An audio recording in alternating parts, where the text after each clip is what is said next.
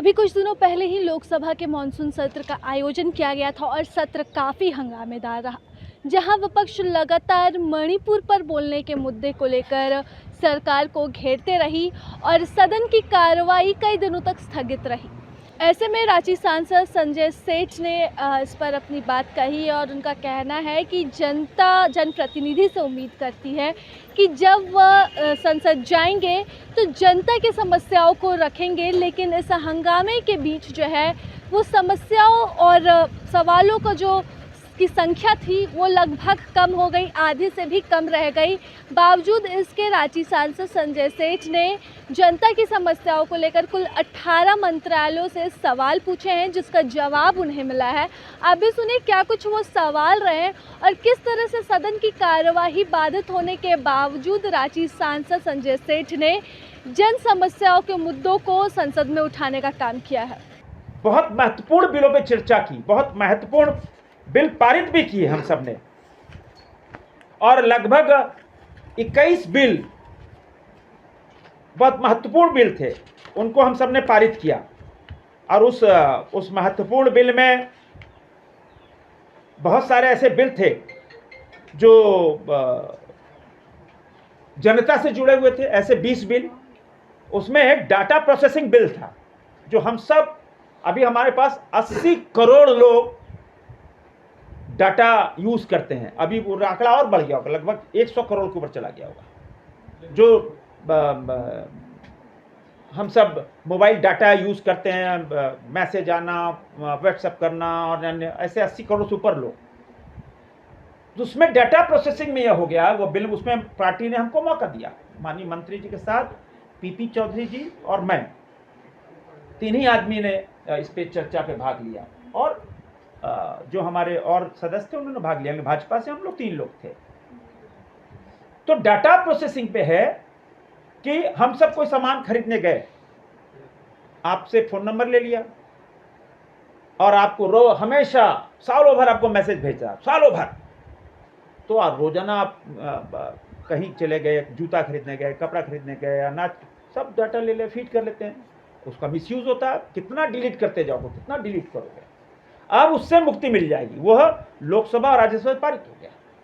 अब डाटा जो है, अब आपको बताना होगा डाटा किस लिए ले रहे हैं, वो डाटा आप कब तक यूज करोगे। जब तक आपकी आवश्यकता तभी, जब तक मेरा परमिशन तभी यूज कर सकते हो। और मेरी भाषा में आपको समझाना होगा। मान लीजिए हमको हम चेन्नई के रहने वाले हैं, हम हैदराबाद के रखने वाले हैं, हम वहीं की भाषा हमको समझाना होगा। और आप जैसे बच्चों का कपड़ा खरीदने ले गए, तो आपका बच्चा 2 साल का, साल भर का, तो उसका भी डाटा आ गया। अब आपको यूज करेगा, देखते रहता है 2 साल 3 साल, तो प्ले स्कूल वाला भेजेगा, कपड़ा वाला भेजेगा, जूता वाला भेजेगा, किताब वाला भेजेगा। नहीं, अब बच्चों का डाटा अब बिना माँ बाप की इजाजत के आप यूज नहीं कर सकते। मतलब अब जो बच्चों का डाटा, बच्चों के लिए माता पिता के पास, बच्चों के पास मोबाइल नहीं रहता था, माता पिता के पास ही उसका मैसेज आता था, उससे भी मुक्ति मिल गई। जो सरकारी आंकड़ा है वह है कि इन 4 सालों के अंदर झारखंड के अंदर 93,648 लोगों की कैंसर से मृत्यु झारखंड में हुई। 93,648 लोगों की कैंसर से मृत्यु हुई सिर्फ 4 सालों में। 4 सालों के अंदर, ये सरकारी आंकड़ा है। और जो लोग, ये तो इलाज के दौरान जो अस्पताल में उनका है, जो गांव टोला में बेचारे चले गए बिना इलाज के, वो तो उसकी संख्या तो और ज्यादा होगी, कई गुना ज्यादा होगी। तो कैंसर की स्थिति भयावह हो गई। पता है, हम लोग पहले सुनते थे कि यहाँ से 50 किलोमीटर किसी को कैंसर हो गया था। आज तो कोई गली मोहल्ला बच नहीं रहा है, इतना ज्यादा कैंसर का प्रकोप।